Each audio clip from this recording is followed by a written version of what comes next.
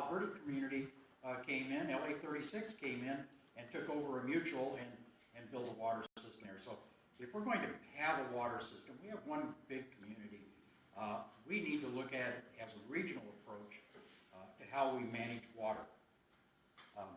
Next slide. Oh, here it is. This is looking at, we saw the last of where each of the agencies currently have boundaries. This is the electoral boundaries that will be set in place in this act as well. There'll be 3 divisions, 1, 2, and 3. These are the directors that are currently on Newhall County and Castaic Lake Water Agency that live in those boundaries. The first board will come together as a large board.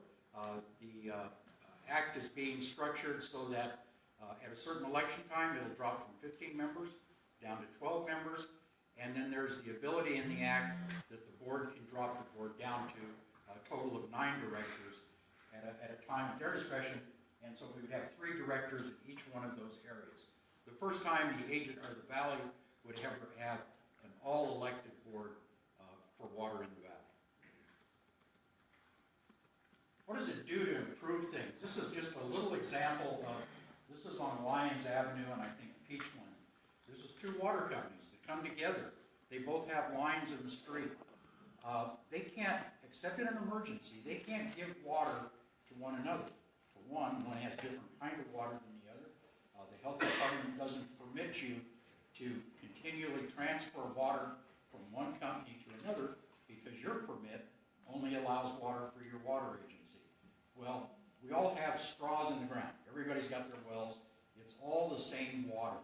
We're all drawing water from the same resource, and we have imported water that's coming in.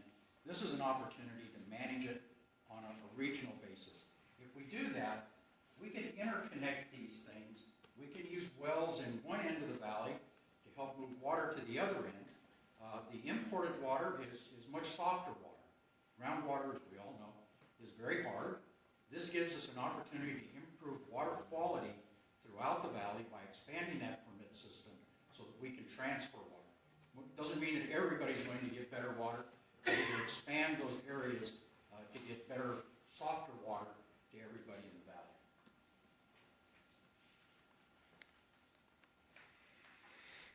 Next slide, please.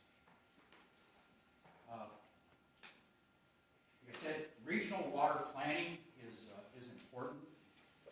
When you're trying to go in and get grants from the government, from the state, and you've got 5 different water companies that are all different sizes. So Valencia is about 31,000, 32,000 connections, I think now. Santa Clarita Water's 31,000.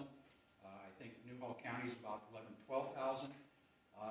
You don't go in with real force because you're all small parts of what's going on. When you can do it as a region and go in and look for funding, because grant funding is very important in helping to build things like the recycled water program, you come in with a little more power in the system, and you're doing it on a regional basis. The Sustainable Groundwater Management Act was implemented in the legislature 2 years ago. It requires us to put together a groundwater management agency in the valley. Right now, that would be 5 different water companies, the city and the county. If we do this, if we can look at it from a regional perspective, we can make one groundwater management agency. That'll be one water agency, the city and the county as a part of that as well, and it'll be much more effective in trying to govern those things. Water reuse, right now, we only use about 450 acre-feet a year in recycled water. That's primarily going to TPC Golf Course, and the lake that they have there is used for recycled water. We have the ability to use a lot more. We want to move that water across the valley. We want to expand that use instead of letting it just go right down the river. Use it where it's appropriate. We think that we can, as a larger agency, we can get the resources together to help fund those projects, the federal government and the state, and move those projects forward and use more of our resources, manage it as a whole, and manage it much more effectively. Water reuse efficiency. This is a big one with me. You've got 5 water companies. Every one of them has a water conservation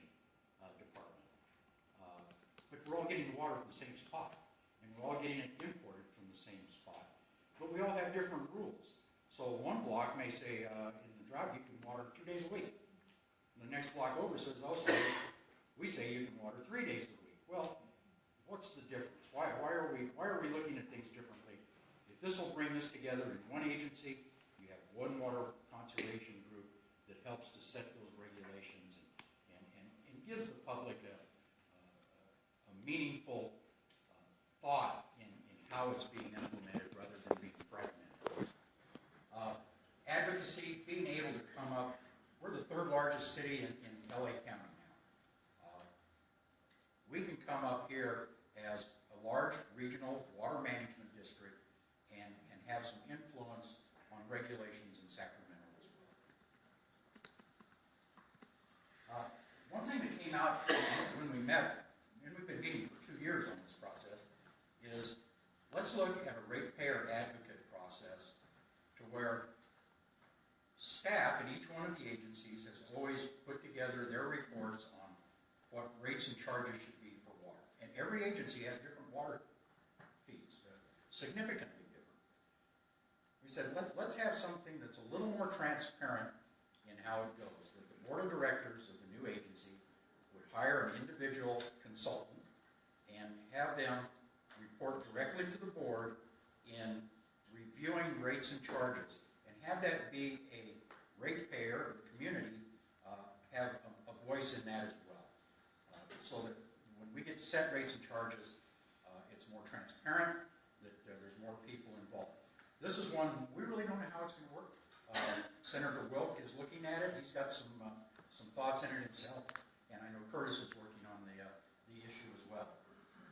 We set up some things within the Act that say, for certain items in there, it's going to take a 4/5 vote of the board to resolve those. So that just not a simple majority can do it. And this is to protect each of the agencies, and particularly Newhall County. Newhall County has done some very good things in their agency in trying to become a pay-as-you-go and be debt-free. And so they're saying, we don't want you to bring your debt onto us from some of these other agencies. So there are things that are going, things that are going to require a supermajority vote in the new agency to pass. The firewalling of debt, and that's a big part of it, is all the water agencies currently have been funded in different ways. Newhall County, being smaller, was able to do a pay-as-you-go. Santa Clarita Water, which was owned by the Malley family, now is owned by Castaic Water Agency, was purchased. So they purchased that with debt financing. Valencia Water Company, we're hoping that someday will be in this process as well. This new act allows them to come in. It gives them the ability to come in at a certain point. But we won't transfer debt from one agency to another. When that debt is paid off in that group of customers, then we start to become more and more one big agency. But it will protect each of the agencies as it goes along.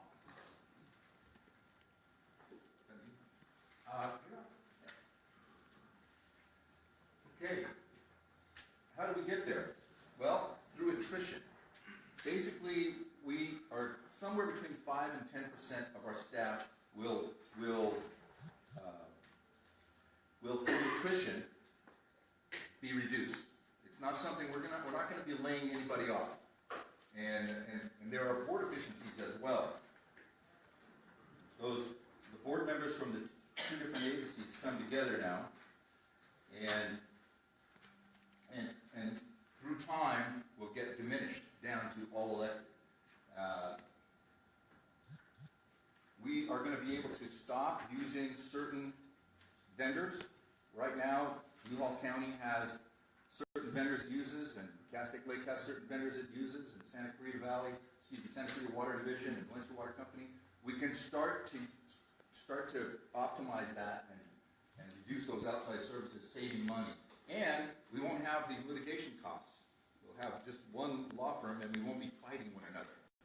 And that, I think, will be a great time. This is, I promise, the only table you'll see. This is how we get to that $14 million over 10 years. And through the board, we are going to see savings because total number will be reduced through staffing. I just talked about through attrition. Outside services will be reduced. There's a little cost in terms of formation, but other than that, we're going to see $14 million over 10 years. There are some myths that are floating around in our valley right now.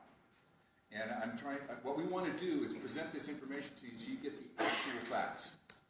Basically, this is not, I'm Vice President of Newhall County Water District, this is not a takeover. This is, in fact, Newhall County Water District, and what we've done is we're essentially going to be out of debt by this time next year. And we follow what's called an enterprise model, and we're going to take the best parts of that and make it available to the rest of the Santa Cruz Valley and start to do things so that we ultimately are completely out of debt and always pay as go. May not get there for quite some time, but the culture will begin to change. This is not a takeover. In fact, out of the 15 board members, it was 14-1. So this is something that is an amazing opportunity, and the balance of the board members see that, say for one. This is not like phone service or cable service. You have one water agency that gives you water right now. So by definition, you are a monopoly. You're in a monopoly. If you get water from Newhall County Water District, you can't get it from Santa Clarita Water Division or the Wednesday Water Company. That's the infrastructure. So this way, it's not changing any of that. It's not going to form a monopoly. You're already in one. Forgive me, but that's the truth. Newhall Ranch. This is not about Newhall Ranch. Newhall Ranch is already taking care of the water they need. The formation of this new agency has nothing to do with it. In fact, it will not impact Newhall Ranch whatsoever. Two separate things completely. Raising rates. You saw the savings in the previous slide. And I think, in fact, many of us think those are conservative. So electricity constitutes somewhere between 15 and 30%. Let's put it this way. The state of California, all the power used in the state of California, of that 15 to 30% is used to move water. Electricity rates are going up. We've got to find ways to save money in order to keep your rates from going up. So the way we do that is by consolidating, saving that money. We will stabilize rates. I would love to stand here and tell you we're going to lower your rates. I don't think we can. I think we can keep them where they are for years and years, though, if we are able to do this. And then everything's going to be directly elected. There'll be no more appointed at a date certain in the future. Mr. Wilk is working on that with us. We're willing to work with him. Go on, Steve. Is that you? Yes, that is me. One thing BJ said in rates, what this equates to is $40 per year per household reduction. Now that doesn't mean we're going to reduce rates by that 40 pounds. It just means rates will not go up. Cost of living goes up, rates go up, wages go up, electricity goes up. These won't be going up as fast. We can help control it. It's better than workers' comp, I think we can do that. In the process, we were really trying to engage the public. We've done 2 opinion polls, whether the private company does polls. We've held 24 stakeholder meetings. This is the Chamber of Commerce, town councils, the city, Economic Development Corporation. We've held a number of those. We've held 5 public workshops and joint meetings trying to get information back from the public on what they thought. We've got some very good information back, and we went back and made changes to the plans that we were putting together based on that. 20,000 social media impressions, 21,000 engagements. Newhall County sent out emails to all of their customers requesting information, and they sent out 21,000 of those. 3 newsletters of 30,000 pieces. That's a lot of mailing. That went to Newhall County customers. Of that, they got 700 response cards back, and the vast majority of them were in favor of making this change. We've done 12 columns and press releases in the Signal, and we've done 3 separate editorial boards so that we can get the Signal newspaper up to speed on it as well. Next one, please. What's next? Senator Wilk is working on the bill. It's in its very early stages. He's formalizing some of the key priorities in the bill, the division-based governance, so that it's the first time we've had all elected water board people throughout the valley. The ratepayer advocate is very interested in the supermajority voting and the debt management, which is very important to us.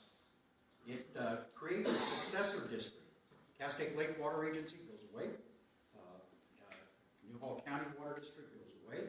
Santa Clarita Water Company goes away.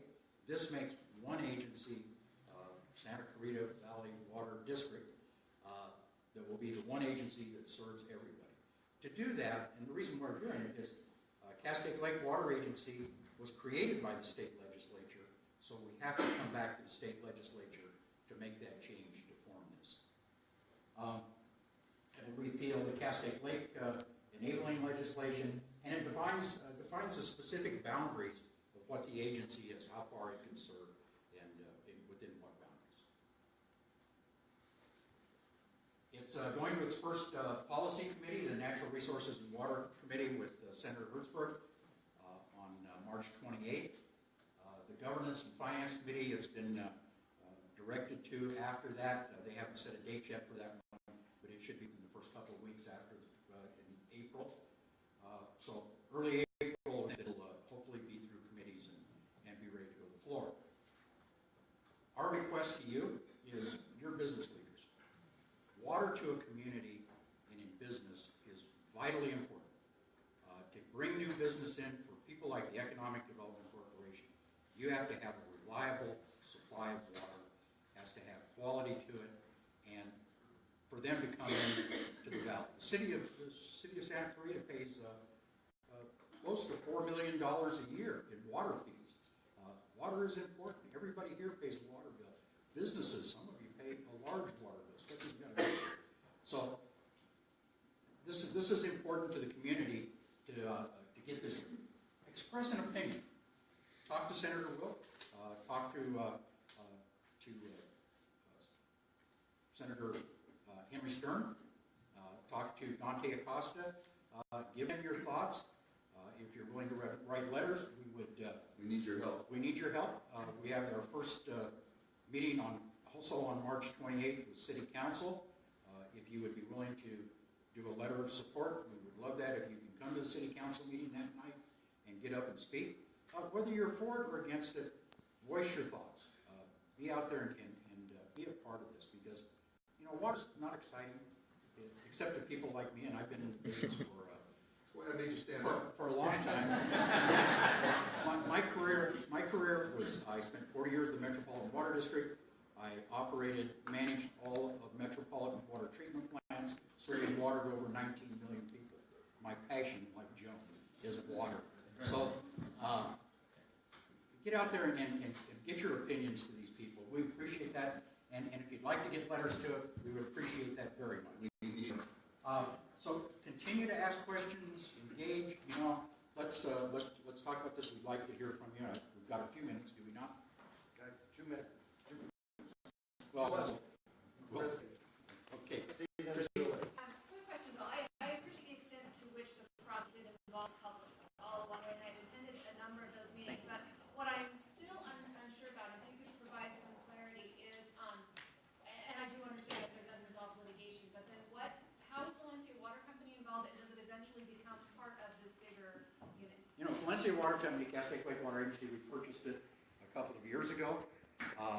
That was litigated by Scope, and it's being run as a private entity right now. We hold the stock to the company, so it's running itself. We couldn't do anything with it as it was being held in court. It's gone through the Superior Court, the Court of Appeals, and the State Supreme Court, and it ruled in our favor that we can own it.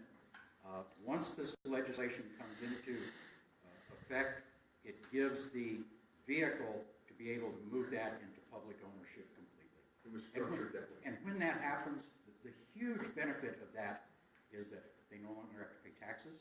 They don't have to pay franchise fees, which come to $4 to $5 million a year. That money goes back into the operation and back to the community. It goes to help pay off partially what we spent to buy it, the financing to do that. So it's really important to get Valencia, and the boards are really focused on getting them into public ownership. Julie? What processes, committees does this proposal need to get through before it becomes, before it goes to the floor for a vote? Is CEQA required and any others? Can you As far as I know, in the Senate right now, it has to just go through those three committees, and then it will move forward. Then it has to go over to the Assembly. My understanding is CEQA is something that's reserved for large construction projects where there is a substantial environmental impact. This is simply a governance restructure. I don't see CEQA as part of this at this point. This doesn't require CEQA